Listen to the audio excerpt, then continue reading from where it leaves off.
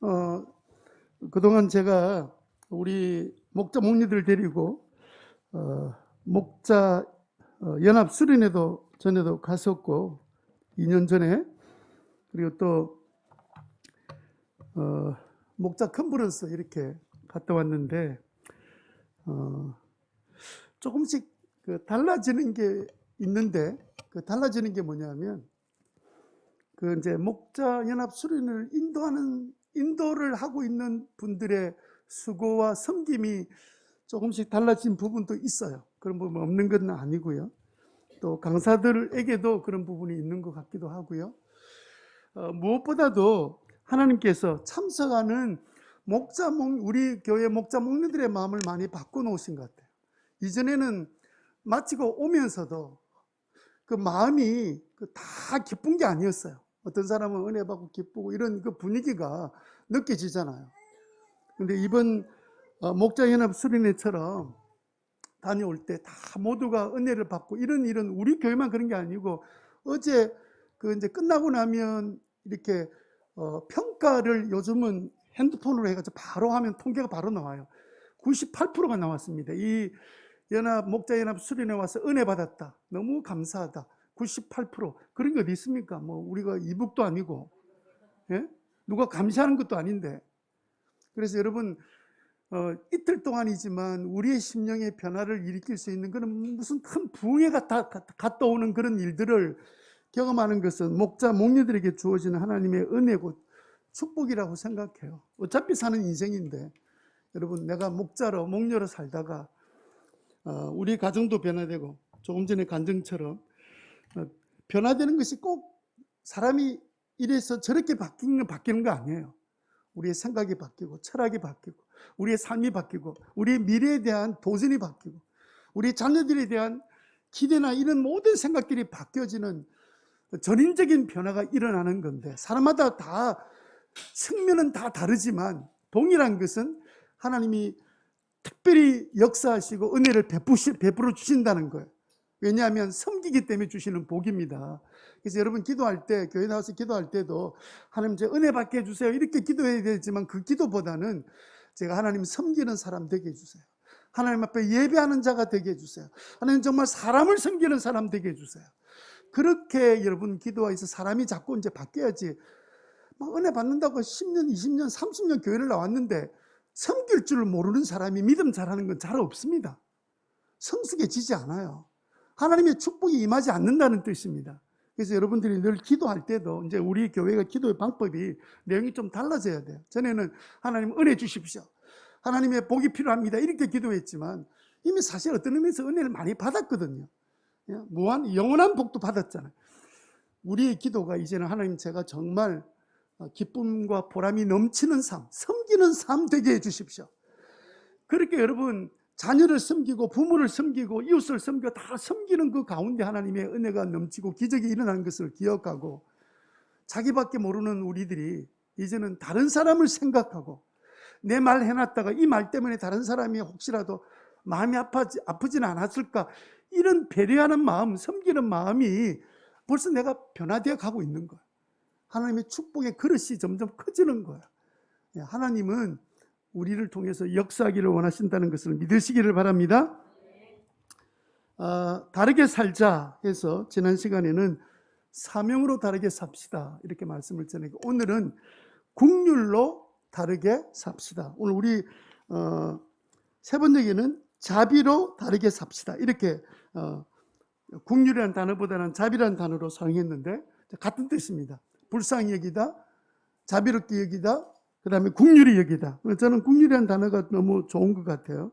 그래서 오늘은 국률로 다르게 살아라. 개정개혁에는 국률로 되어 있기 때문에. 지난달 8월 12일 날 금요일인가요? 김성원 국회의원이 수재 현장에 가가지고, 그 당시 8월 초에 있던 그 수재는 115년 만에 가장 폭우가 많이 와서 지하방들이 다 잠기고 있던 그런 참 놀라운 불행한 일들이 일어났잖아요. 근데 이 양반이 금요일 날 수재 현장 갔다 와서는 국회 앞에서 사죄 기자회견을 열었습니다. 무릎 꿇고 사죄했습니다. 내가 잘못했습니다. 진짜 잘못했습니다. 죽을 때까지 제가 속죄하겠습니다.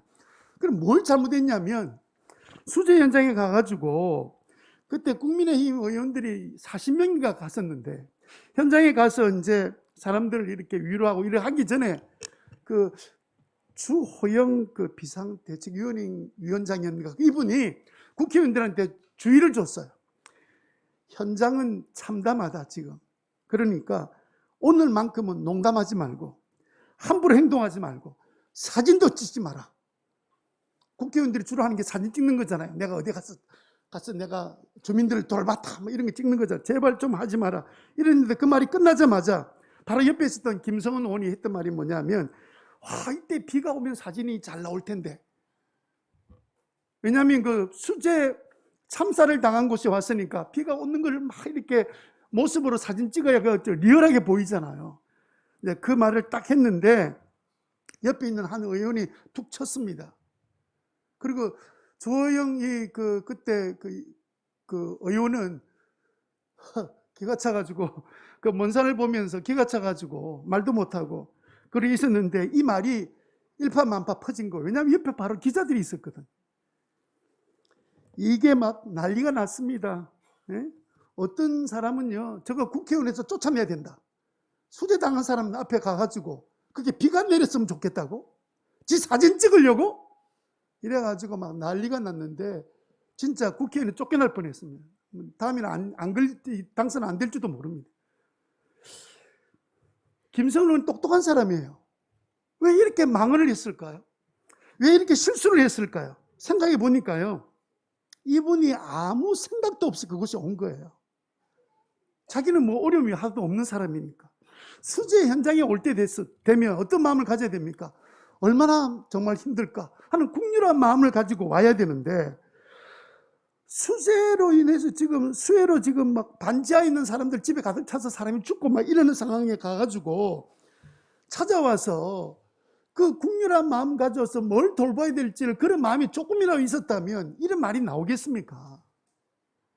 그것도 바로 또 앞에 조금 전에 뭐 주호영 의원이 이야기했잖아요. 사진도 찍지 마라. 농담도 하지 마라. 했는데도 툭 튀어나오는 거 보세요. 난 아무 생각이 없었어. 아무 생각은 그때는 없었지만 평소에 가지고 있는 마음 태도가 입으로 나온 거예요. 서울 신림동 반지하에 살고 있었던 세 모녀 죽었던 사건이 있었잖아요. 그날 그 수해 때문에. 예? 40대 엄마와 10살의 초등학생, 그리고 40대 엄마의 언니가 사실은 발달 장애인이었습니다. 물이 차 넘치는 바람에 거기에서 발부둥 치려고 나오다가 그냥 죽고 말았습니다. 그래서 생긴 말이 지옥고라는 말이 생겨요. 지옥고 뭔 줄 아세요? 지옥고. 지옥고라는 말은 뭐냐면 지옥처럼 고생하는데 사는 사람이 있다. 세 군데가 주로 그랬는데 지하방, 반지하방, 그 다음에 옥탑방, 그 다음에 고시원. 여기 사는 사람은 지옥 같은 고생하며 사는 곳이다 해서 지옥고라는 단어가 생긴 거예요. 여러분, 지옥 같은 고생을 하는 그 사람들 찾아가서 비가 왔으면 좋겠다. 이게 지금 농담도 아니고 이거는. 그런데 여러분, 솔직히 한번 생각해 봅시다. 김성원 국회의원만 그럴까요? 그런 마음일까요? 요즘 우리가 살고 있는, 우리 대한민국에 살고 있는 많은 사람들, 옆에 사람들이 죽어든 말든 아무 상관이 없이 살아가는 사람들, 국률이 없는 사람들 얼마나 많습니까? 자기 자식 하나만 잘 챙긴다고 옆에 사람이 죽어든 말든 아무 상관이 없는,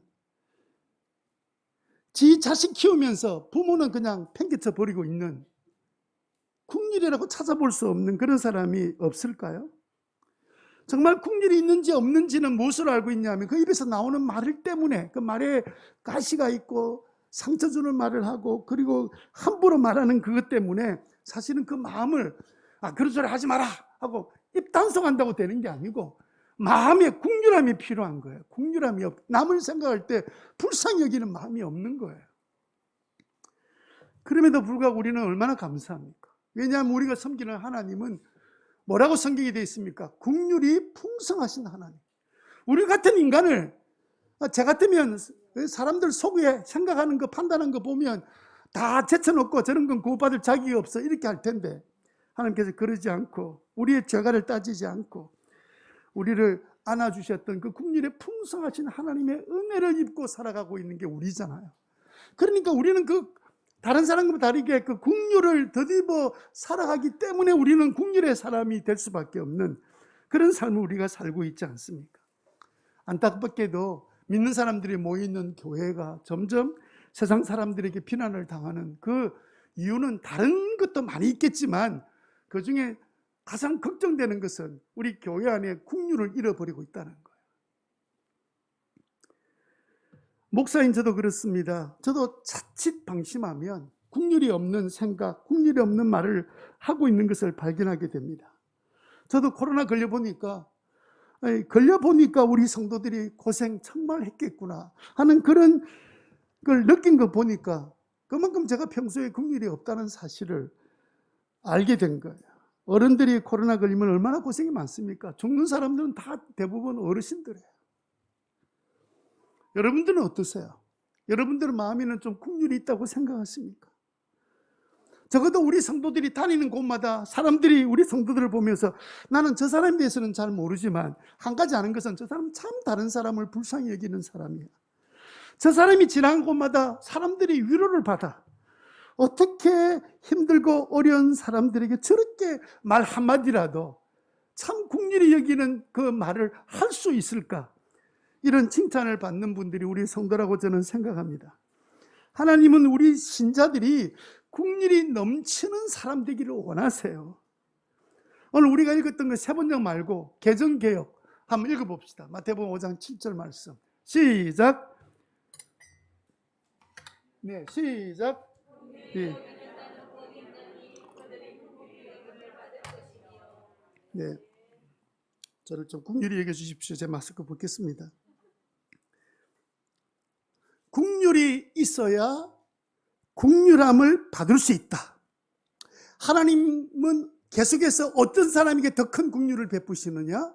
이미 국률을 받아서 예수 믿고 있는 우리들이 다른 사람에 대해서 국률을 베풀 때 하나님은 더 큰 국률을 베풀어 주신다. 이런 의미로 말씀하고 계십니다.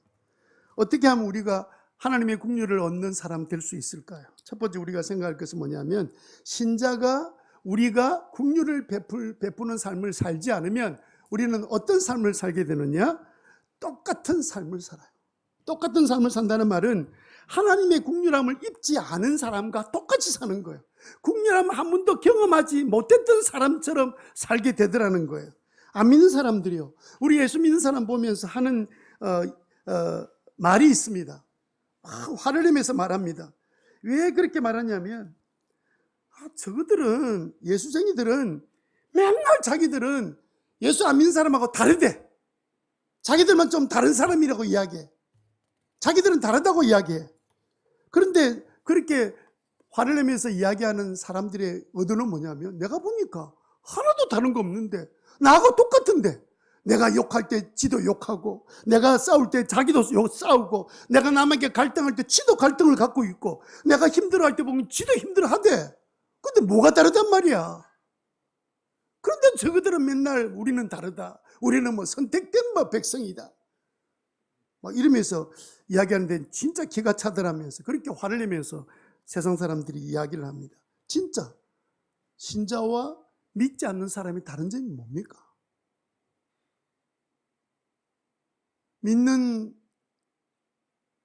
아내와 믿지 않는 남편, 믿는 남편과 안 믿는 아내 있으면서 그러면 뭐 다툼이라도 좀 적어야 되지 않아요? 안 믿는 사람보다는 믿는 사람이. 뭐가 다를까요? 이어른 교수님이 예수 믿기 전에는 예수 믿는 사람을 굉장히 많이 비난했습니다. 그런데 이분이 우리 한국의 최고의 지성인이잖아요. 이분이 딱 예수 믿고 난 다음에 고민을 했대요. 예수 믿는 사람과 안 믿는 사람의 차이가 뭘까? 뭐가 다를까?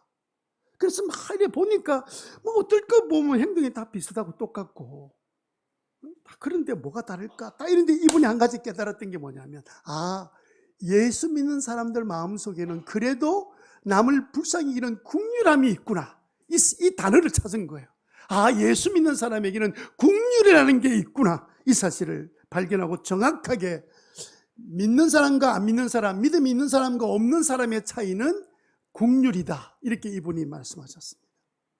신자가 안 믿는 사람과 다른 점은 뭐라고요? 국률이에요, 국률. 이 말에 우리가 만약 우리 자신에게 국률이 없다면 우리는 누구하고 비슷한 사람이에요? 안 믿는 사람, 국률을 한 번도 경험하지 못했던 사람과 다를 바가 없다는 말이죠. 왜 우리가 국률을 베풀지 않으면 똑같은 사람이 될까요? 왜냐하면 우리가 믿는 하나님이 국률의 하나님이시기 때문에 그렇습니다. 이 국률의 하나님의 국률을 우리가 이미 받아서 예수 믿게 되었는데, 계속해서 우리가 주님의 국률을 받지 않고 산다면 우리는 또 국률이 없는 세상 사람처럼 별 차이 없이 살아갈 수밖에 없는 거죠. 야고보서 2장 13절에 보니까 이렇게 말하고 있습니다. 이게 이제 세번역인데요, 같이 한번 읽겠습니다. 이거 개정개혁입니다. 시작. 국률을 행하지 아니하는 자에게는 국률이 없는, 국률은 심판을 이기고 자랑하느니라. 이 구절 가만 좀 떼어놔 주세요. 국률은 심판을 이기고 자랑한다. 여러분, 세상을 보면 얼마나 사람들을 쉽게 다른 사람을 단정하고 평가합니까? 좀 우리나라의 최고의 지성인들이 모여있는 국회의사당 가면 서로 비난하는데 정신 하나도 없어요. 저는 저들 속에 국률이 없다고 생각해요. 그 중에 예수 믿는 사람이 있다 그러는데도 불구하고 말하는 거 보면 저 사람 국률함이 없구나. 여러분들은 볼 때 저 사람 똑똑하다, 저 사람 대단하다 이렇게 보는지 몰라도 저는 볼 때 이 사람 국률함이 없구나. 저 사람 교회 나간다던데, 직분 잘하던데, 저 사람 그래도 저게 국률함이 없는 사람이야. 여러분, 국률함이 없는 사람은요, 항상 자기의 잣대로 다른 사람 평가합니다. 너는 이게 문제고 저게 문제고 막 고쳐주려고 그래요. 사실은요, 진짜 국률이 있는 사람은 정말 그렇게 될 수밖에 없었던 그 사람을 생각하면서 얼마나 힘들었으면 저래 됐을까. 내가 모르는 무슨 사정이 있을 거야. 내가 모르는 무슨 이유가 있을 거야. 이런 마음을 가지고 사람을 대하는데 어떻게 함부로 평가하고 판단할 수 있겠냐. 내가 뭘 안다고 내 눈에 잠시 보인 것 가지고 그러는 나는 어떻게 사냐면, 나는 천사처럼 살고 있나요?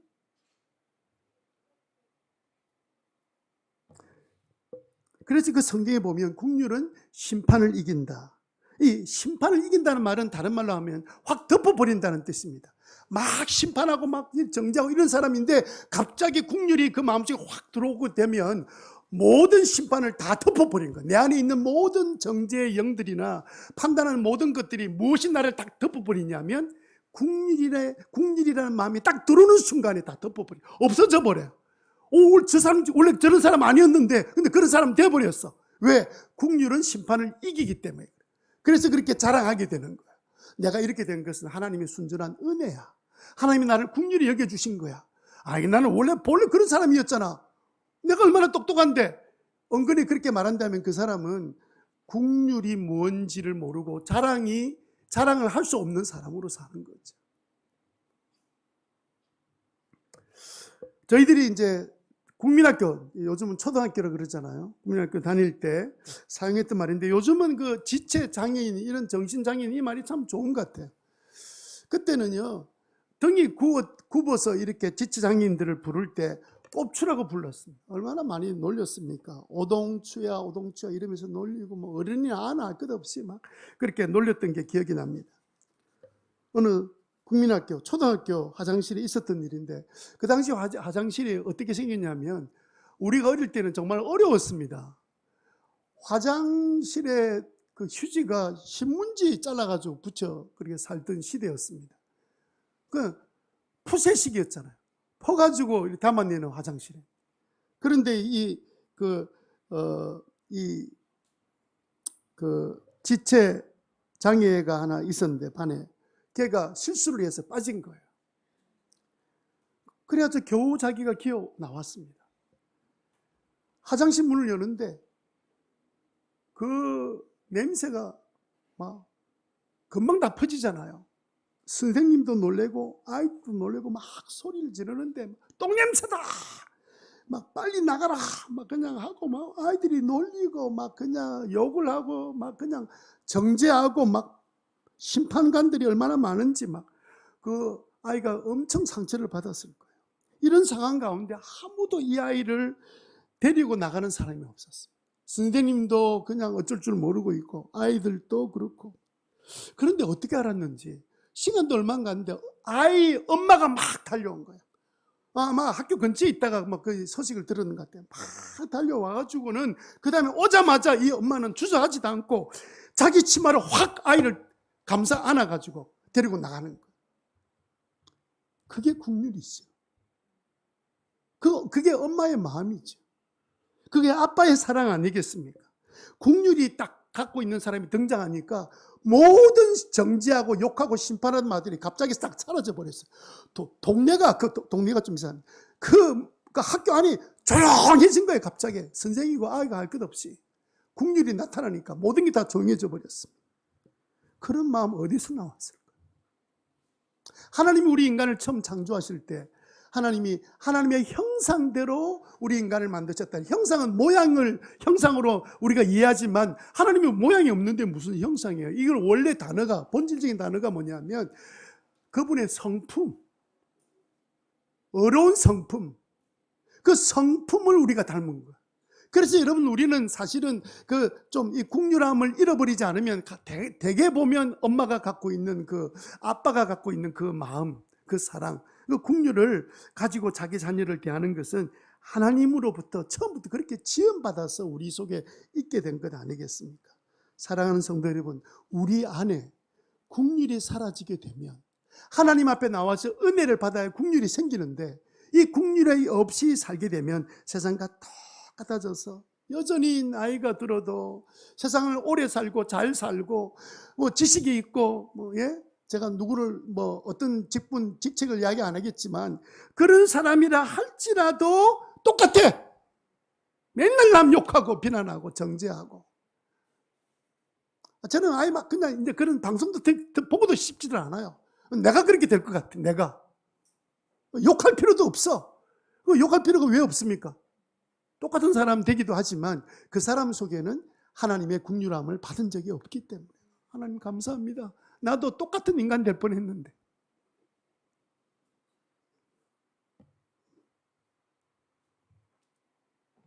자, 우리가 이제 앞으로 입 다물고 살자, 그런다고 이게 바뀌어지는 게 아니에요. 우리 안에 뭐가 필요해요? 긍휼이 필요하다. 한번 따라합시다. 나는 긍휼이 필요하다. 아멘? 그러면 어떻게 하면 긍휼을 우리가 가질 수 있겠습니까? 어떻게 하면 우리가 긍휼의 마음을 가질 수 있을까요? 가지려면 질문해야 됩니다. 무슨 질문해야 되냐면 나에게 질문이다. 나에게. 나 자신에게 질문해야 돼요. 나 자신에게 무슨 질문을 해야 될까요? 예수님은 나에게 어떻게 하셨지? 하나님은 나에게 어떻게 대해 주셨지? 예수님은 나에게 어떻게 행하셨지? 하나님이 나에게 어떻게 행하셨는지를 나에게 질문하셔야 돼요. 나에게 어떻게 행하셨습니까? 긍휼을 베풀어 주셨잖아.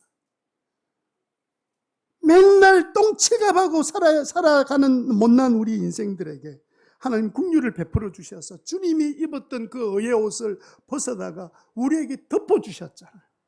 당신은 십자가에서 벌거벗음을 당하시면서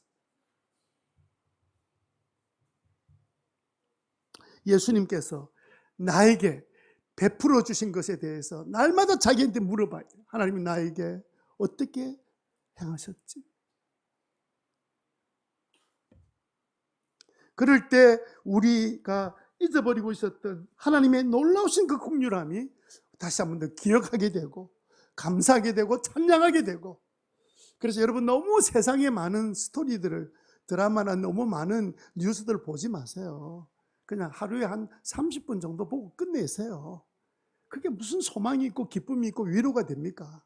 보면 볼수록 나중에는 악에 받쳐가지고 내가 의분에 차가지고 저 나쁜 놈, 나쁜 저 이러면서 그러지 말고, 나도 똑같은 사람이었는데 하나님의 긍휼을 받아서 내가 지금 하나님의 은혜로 살고 있다.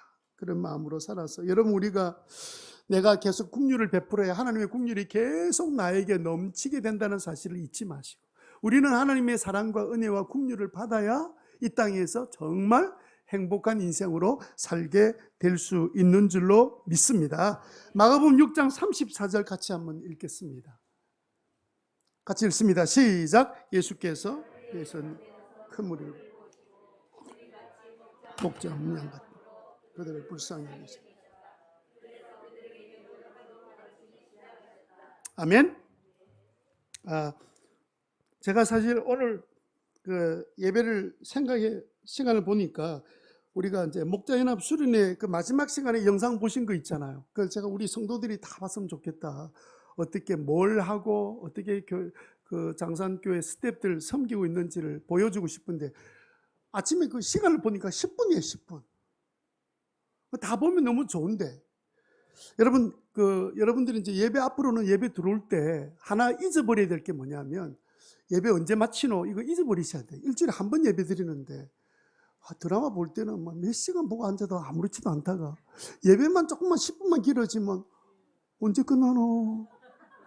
우리 목사님 큰일 났다. 나이가 들더니 말만 많아져가지고 그 순간부터 은혜가 안 돼요. 그 다음부터 하나님이 아무런 역사를 하지 않습니다. 그래서 아예 여러분들은 앞으로 신앙생활 하기 위해서 제가 막 2시간 예배 인도하고 3시간 예배 하다가 쫓겨나는 목사가 될지 모르겠지만 그런 일도 일어날 수도 없고, 근데 여러분 잊어버리세요. 내가 하나님 앞에 나와서 내가 하나님 만나는 시간에 그런데 하나님 만나가지고 와는 시간에 조금 이제 설교 길고 또 무슨 순서가 좀 길어지고 간증이 또 하나 더 생기고 이러면 언제 마치노? 텔레비 앞에서 한번 좀 그래 주세요.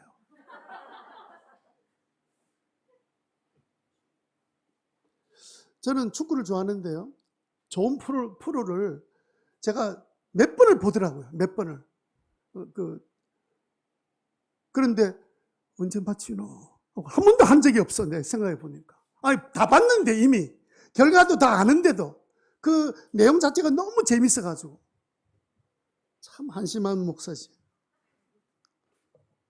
그래서 여러분, 이제 우리 성도들은 더 성숙해지려면 아예 잊어버리세요. 그런 생각이 들면 늘 사단이 주는 건 아니에요. 그러나 그런 생각들을 갖지 않아야 내가 하나님 앞에 깊이 은혜 속에 빠질 수 있는데, 그 은혜 속에 빠지도록 하나님 준비를 하고 끌고 가는데 갑자기 언제 마치노? 이러면 끝나버리는 게 모든 게. 그래서 아예 생각을 여러분 바꾸시고, 내가 일주일에 한 번밖에 예배 안 드리지. 제가 그 중국에 가서 그 집회 한다고 강의하러 이제 한 주간 일 가고 있었잖아요. 하루 종일 하는데도,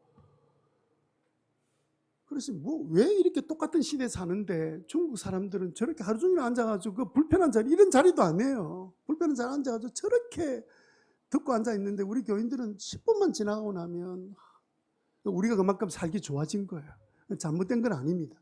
그래서 여러분도 혹시 이제 10분 영상을 보여주지 못해도 제가 이제 교회 알림방에다 그게 용량이 올라갈지 모르겠어요. 그거는 우리의 상황을 좀 봐야 되는데, 좀 그렇게 좀 갑자기 예배 드리기 전에 이거 어떻게 좀 보여드리면 좋을 텐데 막 그러다가 너무 안타까워서 이제 말씀을 드렸습니다. 오늘 여기에 보면 예수님께서 큰 무리를 보시니까 목자 없는 양처럼 보여요. 너무 불쌍한 마음이. 그래서 단어에 보면 그들을 불쌍히 여겼다 하고 가르치기 시작하셨어요. 여기 불쌍히 여겼다는 단어의 원래 시작이 뭐로 됐냐면 창자가 찢어지는 고통, 이 단어입니다. 불쌍히 여겼던 마음, 창자가 찢어지는 고통. 예수님이 그들을 보니까 목자 없는 양 같아서 언제 저것들 이리밥이 될 줄 모르는 저들을 보면서 창자가 찢어지는 아픔을 느꼈다는 거예요. 우리가 그런 거 느낄 때 있잖아요. 우리 아이가 너무 아프고 고통스러워할 때 막 부모의 마음에 애간장이 녹는다 그런 말을 하잖아요. 막 창자가 찢어지는 느낌을 느꼈던 그 고통을 보시면서 주님이 그때 기적을 행하셨어요. 그때 바로 그 기적이 오병이어의 기적입니다. 여러분, 예수님이 성경 읽다가 예수님이 기적을 행하시는 그 사건들을 보면 예수님이 그들을 행할 때 내가 능력을 너희들한테 한번 보여주겠다 이렇게 하신 적이 없어요. 대부분 다 그들을 긍휼히 여기는 마음, 창자가 찢어지는 저들이 아무도 저들을 고쳐줄 자가 없으니 얼마나 인생이 힘들까, 이러고 주님께서 기적을 행하셨어요. 그래서 예수님의 기적의 원동력은 국률이다. 여러분 잘 기억하면 좋겠습니다.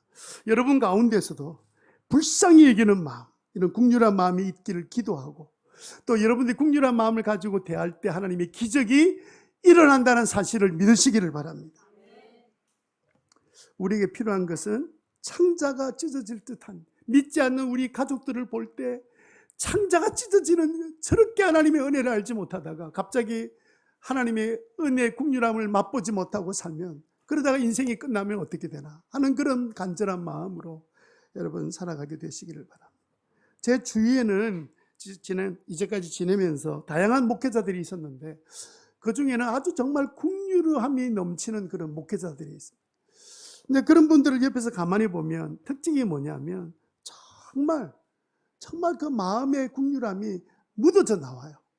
기도에서도 그렇고, 말에서도 그렇고, 행동하는 데도 그렇고. 그러면서 남의 그 고통을 마치 자기가 겪는 고통처럼 이렇게 느끼는 것 보면서, 야, 근데 그런 분들의 대부분 다 하나님께서 늘 기적 같은 역사들이 주변에 일어나는 거예요. 아마 하나님께서 국률이 여기는 자에게 기적을 행하시는 것 같아요. 자, 우리가 국률을 베푸는 삶을 살면 어떻게 될까요? 세 번째로 어떤 삶을 사냐면 다른 삶을 삽니다. 세상과 똑같다는 이런 이야기를 듣는 게 아니라 이제는 다른 사람 누구가 보더라도 저 사람 좀 달라, 사람이 말도 다르고 행동도 다르고 다 달라, 나하고는 좀 다른 사람 같아, 이런 말들을 듣게 된다는 거예요. 그래서 여러분 마태복음 5장 7절 말씀에 국률이 여긴 자는 복이 있는데, 어떤 복이 있느냐? 그들은 국률이 여김을 받는다. 하나님에게만 국률이 여김 받는 게 아니라 때로는 사람들에게도 도무지 해결되지 못할 상황인데도 불구하고 사람들 마음속에 갑자기 국률이 여기는 마음이 생겨서 그렇게 은혜를 베푸는 그런 일들을 경험하게 된다는 거죠. 하나님은 국률을 우리에게 되돌려 주시겠다, 이렇게 약속하고 계십니다. 베드로전서 2장 10절에 보니까 이렇게 우리에게 말씀하고 계세요. 같이 읽겠습니다. 시작. 누구든지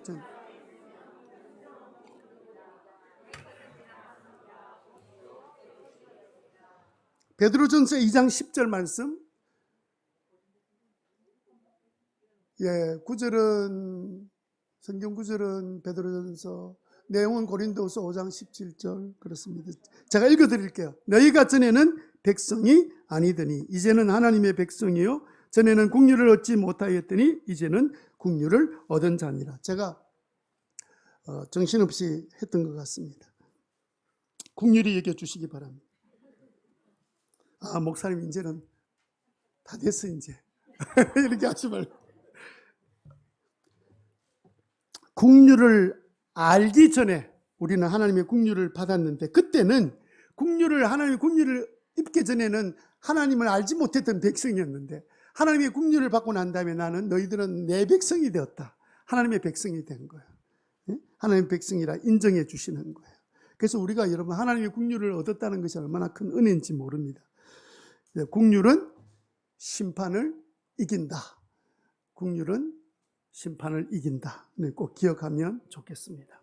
이런 교수님이 예수 믿고 나니까, 이분 예수 믿기 전에 기독교 믿는 사람에 대해서 같이 교수들하고 같이 욕을 했던 주변에 교수들이 같이 친구들이 있었는데, 이런 교수가 딱 예수 믿고 나니까 그 다음에 그렇게 함께 욕을 했던 사람이 전부 다 자기를 욕하더래요. 저기 이제 늙어서 주책이래, 미쳤나 저게. 대학 교수가 돼가지고 한국의 지성이 교육부 장관까지 지낸 인간이 어떻게 저렇게 기독교인이 되냐, 내가 좀 욕을 하더라는 거예요. 옛날에는요, 이분의 그 논쟁에서 이기는 사람이 없었습니다. 우리나라에서 최고로 박식한 분이에요. 그래서 막 그 논쟁하면 그게 학문의 논쟁이든 개인적인 생각의 논쟁이든 하면 지는 분이 아닌데, 이분이 이제 예수 믿는다고 비난을 딱 들으면서 예수 믿고 나니까 비난하는 저들을 생각하고 바라보니까 갑자기 눈물이 나더래요.